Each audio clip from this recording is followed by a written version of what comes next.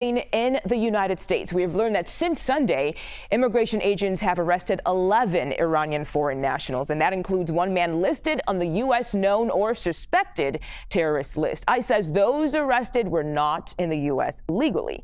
CBS News Homeland Security correspondent Nicole Scanga broke the story, and she joins us now live. Nicole, thank you for making time for us on 24/7 today. What can you tell us about those who were arrested?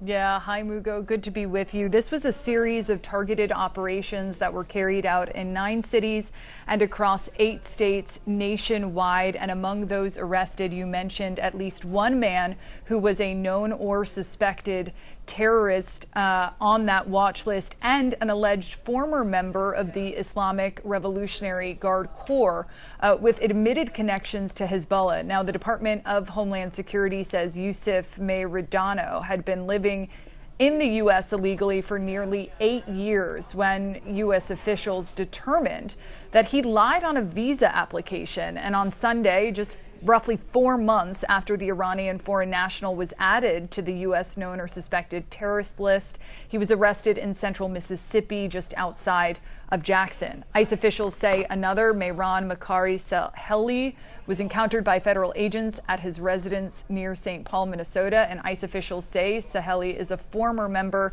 of the IRCG, that elite branch of Iran's armed forces. They add that the detainee has admitted connections to Hezbollah, which of course is a U.S. designated foreign terrorist organization backed by Iran. He's now in ICE custody pending removal proceedings, and he's not alone. I mean, among those arrested, 5 also possessed previous criminal convictions, their crimes ranging from grand larceny to drug and firearm possessions. Also apprehended, this one was interesting, Ribbar Karimi. While arresting him in northern Alabama, ICE officials say they actually found his Islamic Republic of Iran Army identification card on his person, and alleged that he served as an Iranian sniper between 2018 and 2021.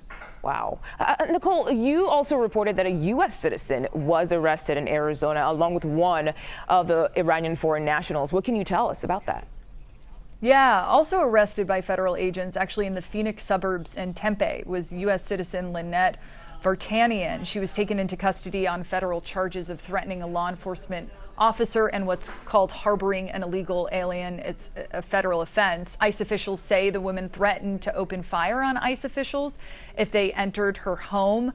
They were entering due to another man who she was harboring there, and she threatened agents. She said she would go outside and shoot officers in the head, and subsequently they arrested the 2 of them. You can see them on screen now. Yeah, and all of this comes as the Department of Homeland Security is alerting the public of a heightened threat environment here in the U.S. Are these arrests related to that warning? Yeah, this is an important question because the Department of Homeland Security activated its National Terrorism Advisory System really just hours after the U.S. attacks on Iranian nuclear facilities. This was Sunday that advisory went out.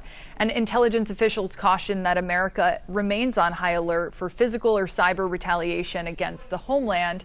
Intelligence officials I've been speaking with say one big concern is homegrown extremism, the potential for attacks inspired by Iranian calls to violence. But to be very clear, Mugo, officials have not linked these arrests to any specific credible terrorism plot. Rather, all of these Iranians have been charged or accused of criminal violations, according to ICE. That means more than just being here illegally and violating civil immigration law. And Homeland Security officials say they do represent a threat to the public safety. Now, just to put this in perspective, according to U.S. government data last fiscal year, 68 Iranian foreign nationals were arrested by ICE, including 47 with criminal convictions.